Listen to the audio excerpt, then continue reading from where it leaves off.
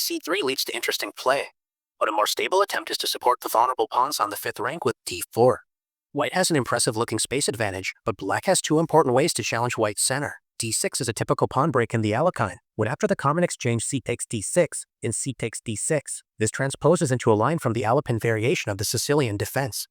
If black would prefer to keep the game in Alekhine territory, then another strong pawn break is b6, joining the dark-squared bishop and pressurizing the advanced c5 pawn. It's possible for white to immediately give up the bishop pair in order to compromise black's structure with bishop takes d5, and white may first decide to relieve the tension with c takes b6. Black's dark-squared bishop suddenly enjoys an open diagonal, and the rook on a8 is about to enjoy open lines on the a file after a takes b6. If white continues with the natural developing move knight f3, then black is ready to exchange light-squared bishops with bishop a6, threatening to exchange white's best minor piece with a comfortable game. White can anticipate the light-squared bishop's pressure with knight e2, supporting the center while blocking the f1 to a6 diagonal, protecting the king, and allowing kingside castling.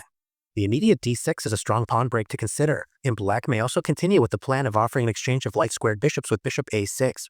If white decides to exchange bishops, this invites knight takes a6, eyeing the b4 square, as well as preparing a potential pawn break with c5. Retreating the bishop with bishop b3 allows active options such as bishop b4 check and knight c6, adding serious pressure against white's position.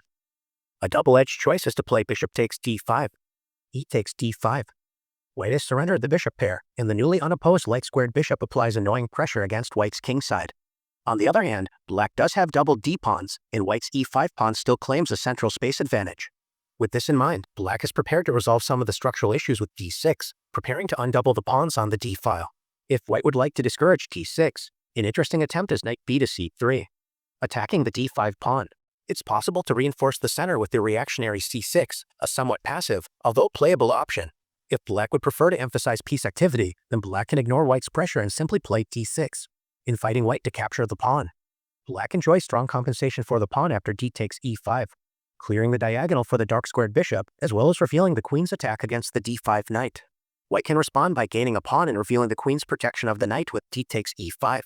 The e5 pawn is now a vulnerable target, so black can actively develop with knight c6, threatening the e5 pawn, preparing to meet the natural bishop f4, with knight b4, threatening to both capture the knight on d5, as well as eyeing the d3 square, forcing white to exchange knights with knight takes b4, allowing the dark-squared bishop to actively enter the game with bishop takes b4 check.